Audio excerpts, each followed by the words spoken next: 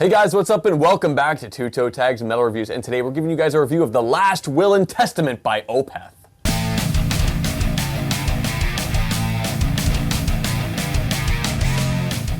So we've been listening to this album constantly throughout the entire week, and I guess just to start off, I'll make this clear, like obviously the naming convention of these songs, it is a concept album, you know, about the reading of the last will and testament of this rich guy. And every track is like section 1, 2, 3, 4 until a story never told at the end. So I know in interviews and in even the tracks themselves it's mentioned as paragraph, and I think that might be like a Swedish syntax thing. But for the purposes of this review, I'm just going to call them section because that is the section symbol. That makes sense. Yeah, it might be a translation thing or phrasing or wording, whatever. But section 1, section 2, that's how I would call them. Exactly. Yeah. So speaking on that, I feel like there's kind of a difficulty with that kind of concept because, you know, you have a song and it has a name and you have, like, there's a personality to that song, right? To that name. The song to the name. And it's like a memorability to that. Exactly. And I think one of the issues that some audiences might find with this record is trying to remember what is what. When they're all basically named the same thing. Almost every song has the same name. Basically, it's just their track number, essentially. Yeah. With the exception of the ending. Right. Now, I find for me personally, I didn't have that issue because I felt that the songs were memorable enough that I was able to know what was what. Mm-hmm. I just think that for general audiences might be a challenge. Mm-hmm. You know, I feel like not everyone is going to be able to find that, so that is a possible challenge some listeners might have with this record. Luckily, that didn't happen to me. So I guess one thing I'll notice, and I feel like this is a very detailed album. It's their first concept album in a long time, since Still Life, which was 1999. Wow. And they already, at the beginning of this album, basically kind of outline how almost cinematic the experience is. At the end of section 1, there's a melodic motif that is the melody of From a Story Never Told, which is the last track on the album. Yeah. And I think that's awesome that you get this first track, it does its thing, and then at the ending you hear this nice, you know, kind of symphony thing going on, and then it kind of hit me. I'm like, I've heard this already. What is this? And then I'm listening to A Story Never Told. I'm like, oh, it's this! They referenced the ending at the very start. Yeah. That's so clever. Like, I think that's such a nice touch. We pointed that out a few times on this channel. Lots of bands tend to kind of want to throw a little Easter egg at the beginning that comes back later on in the album. That's kind of a cool thing that a lot of bands do. And it's especially cool that with this record being a concept album, it's like you kind of have the big thing and then the ending is the big twist in the story. Mm-hmm. So I think that's super duper cool. And I like that a lot. Speaking about A Story Never Told, I think it's such a genuinely beautiful song. Like, I think it's a phenomenal closer. I know Michael said he wanted to end this album with this big ballad, and I think he totally killed it, because the song on its own is fantastic. Mm-hmm. It's even stronger when you go through the entire experience of the album to make it to that point. And every time, the last chunk, 2 minutes of the guitar just going, it just goes. It's basically a big, long, like a 2-minute solo that doesn't even definitively end. It fades out. It's a long fade out. And you're just sitting there and there it goes. And it's incredible every single time. Like, such an incredible track. It's really phenomenal. Yeah, A Story Never Told is definitely the song that probably stood out to me the most. And I wondered if it's because it's the only song with a name or because of the things you just said, how strong it is as a closing track and just as a track and as a whole. But yeah, definitely serves the purpose I think it's meant to serve. And I mentioned last week in the first impressions that there was something in that song that was reminding me of another Opeth song, and I couldn't think of what it was. It would have been 2 weeks ago. 2 weeks ago, right. This was part of our back-to-back. Either way, on the first impressions video. But it wasn't another Opeth song I was thinking of. It was Mastodon, and it was More Than I Can Chew from Hushed and Grim. And after I listened to that again, I kind of started thinking, like, this doesn't sound exactly like it, but I think the feeling of those songs are very similar to me. And I love Hushed and Grim, and I loved More Than I Could Chew. It's a friggin' awesome song. And this closer kind of gave me those kind of vibes. So that was really cool. I also thought that this song reminded me a lot of Ghost. I was getting a lot of Ghost vibes on this, and maybe you wouldn't think that right now, but Now that I'm mentioning it, you might go, like he's having a moment. But the thing is, Ghost has a much brighter sound. Opeth is a lot more melancholy. Yeah. But if you took Opeth and made it brighter, it would kind of sound like Ghost. And you also got the Swedish accents in there. Yeah. But if you took Ghost and made it more melancholy, you might have something that sounds more like Opeth. And you're also referring to like modern Ghost being a lot brighter. Like earlier Ghost was a lot more kind of sinister and dark and more comparable in that sense to the feeling of Opeth. But even so, it wasn't necessarily melancholy like Opeth is.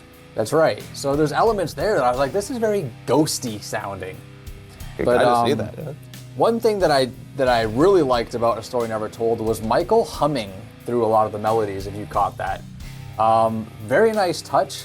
I find myself really drawn to humming, and I don't know what it is, but when singers or artists hum, especially if it's done in a tasteful and pleasant way, I'm just drawn to that. And this is something that took me a few days to even notice that he was doing it, because it's a very, very well-placed, harmonized hum that's matching whatever the guitar or whatever other thing he's harmonizing with. And it's like subtle but effective. And then once you notice it, you're kind of like, that's really good. That's really nicely placed in there. I like that a lot. I think that's a testament to just Michael's vocal performance throughout this entire album.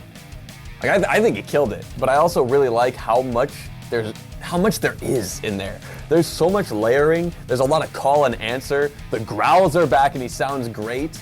There's just so much. Like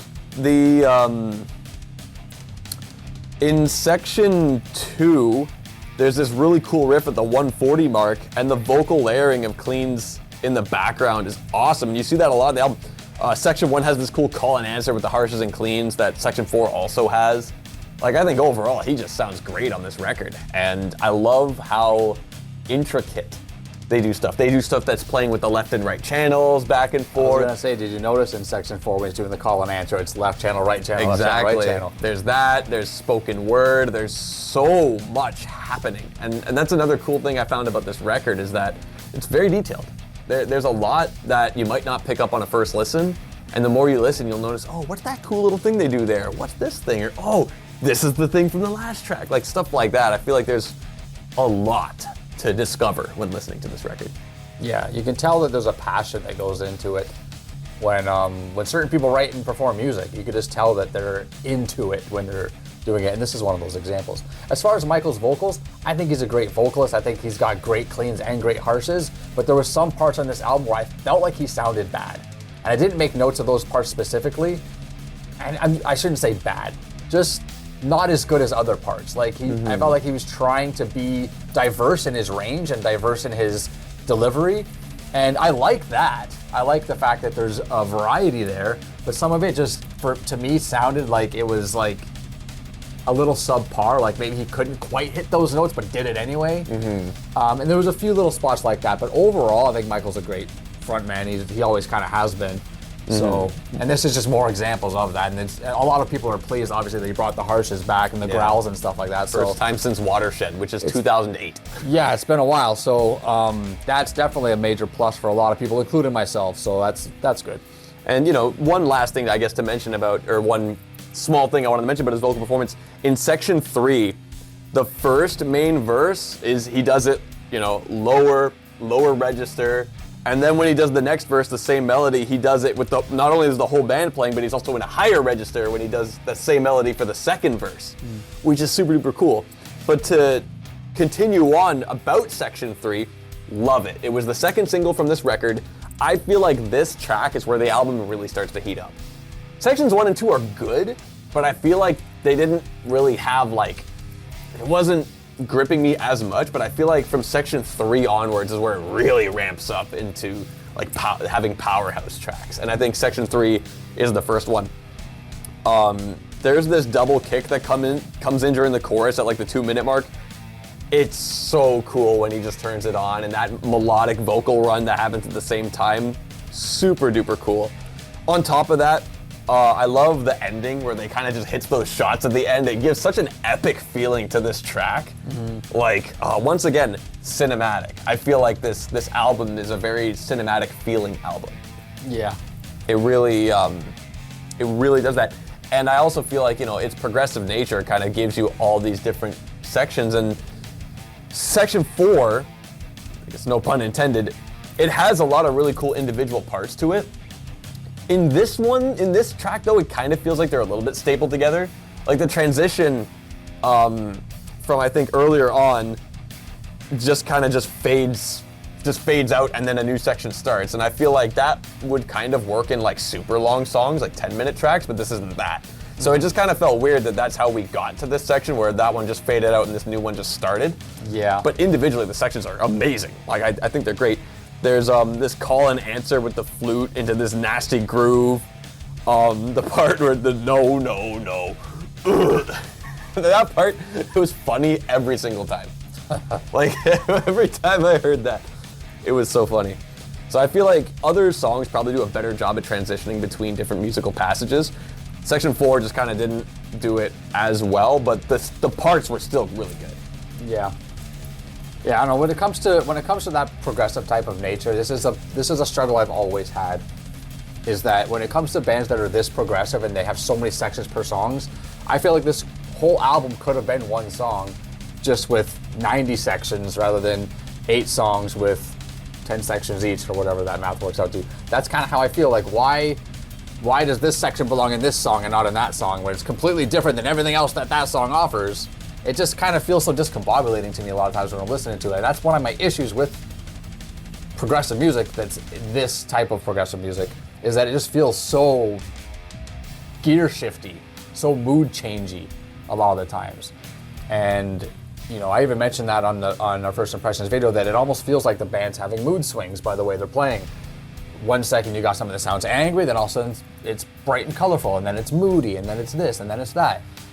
And I guess I get the appeal. I get that you know, is something that a lot of people really gravitate towards because there's I guess maybe like a shock value to it, where like I feel like it's like, oh my God, look at what they're doing now. Like a surprise, yeah. And I think a lot of people really kind of enjoy that and get off on that kind of performance and that type of listening.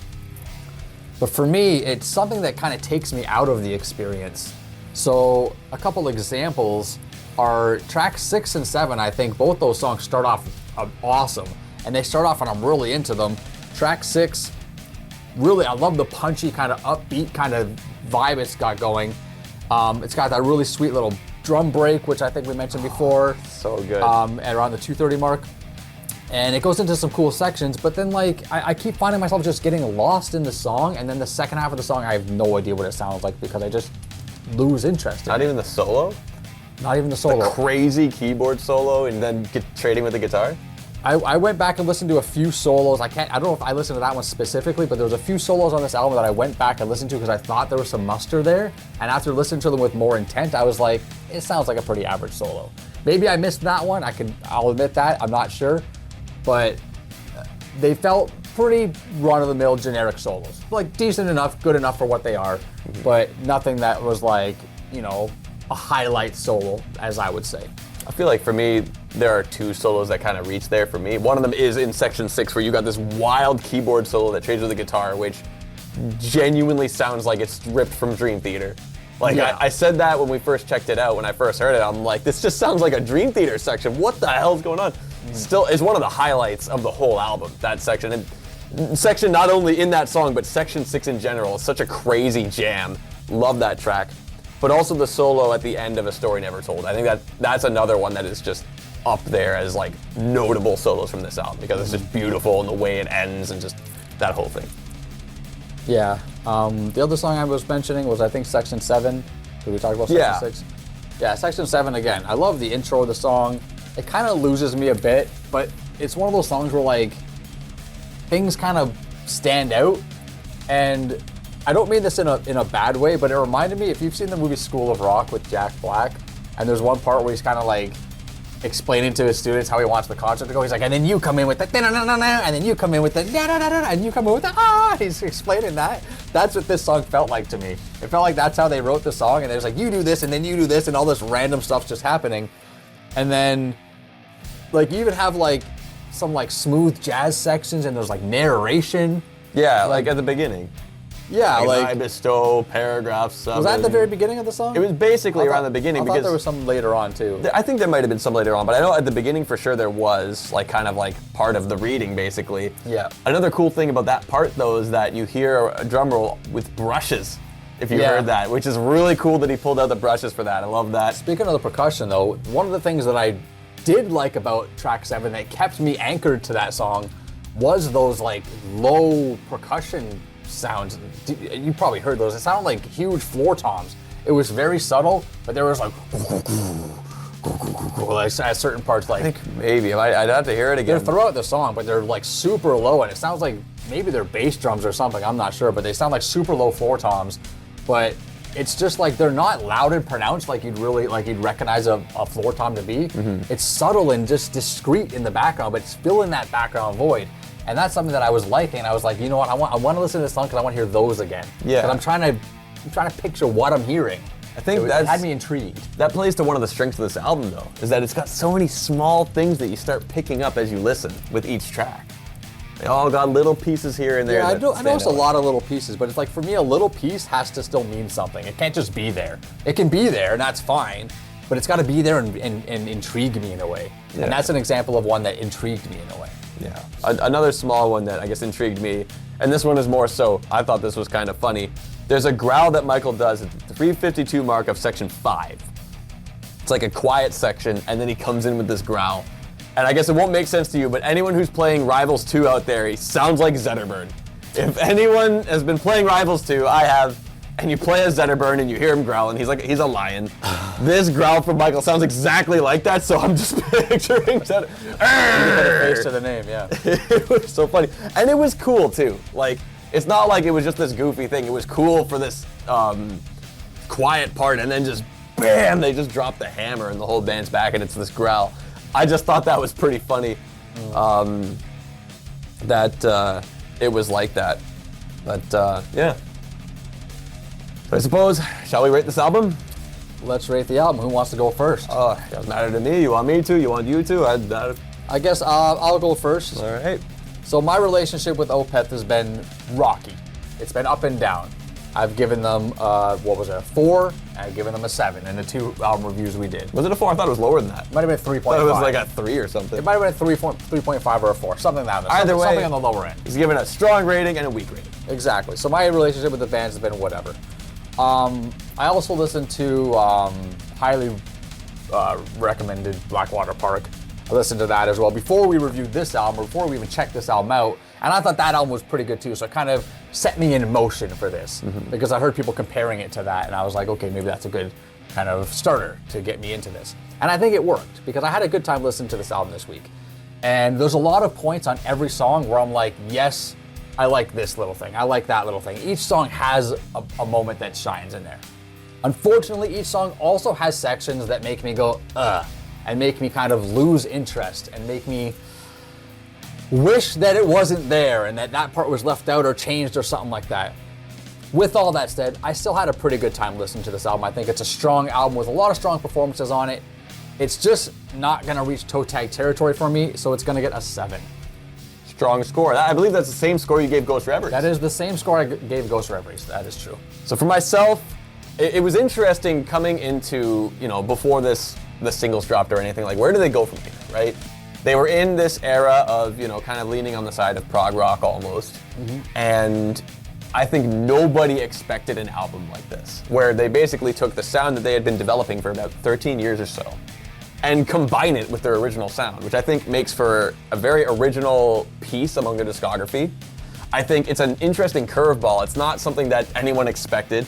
And I feel like it's also fresh. It didn't feel like, okay, they're just kind of doing the same stuff that they had been doing for the past decade or so. And I think that is also kind of necessary, because I feel like after Incauda Venenum, I did kind of consider where do they go from here? I was not expecting where they went, but I am happy where they went. I think this album has a lot of cool details to notice. Every song has something about it that you can take away. Like, it's got so much content, so much interesting stuff, so much creativity, so much passion. It's very well made. It gets my toe tag. I think it's a kick-ass album. So a toe tag for me and a 7 from Vile Self, pretty close Pretty close. but not quite gonna get You've given on the this list. band 3 toe tags so far. Yeah, this is our third time reviewing them. I've given 3 toe tags. I'm a fan. What can I say? They just tickle your fancy. They certainly do. Anyway, guys, that's all we got for you today. Remember to like this video if you liked it. And tell us in the comments below, where does this rank amongst all the other Opeth albums from the very start up to now? Where does this album lie? Let us know in the comments. We'd love to hear what you guys have to say. And subscribe if you guys are new to the channel. I'm TV Fish. I'm Lyle Self. We'll see you guys later.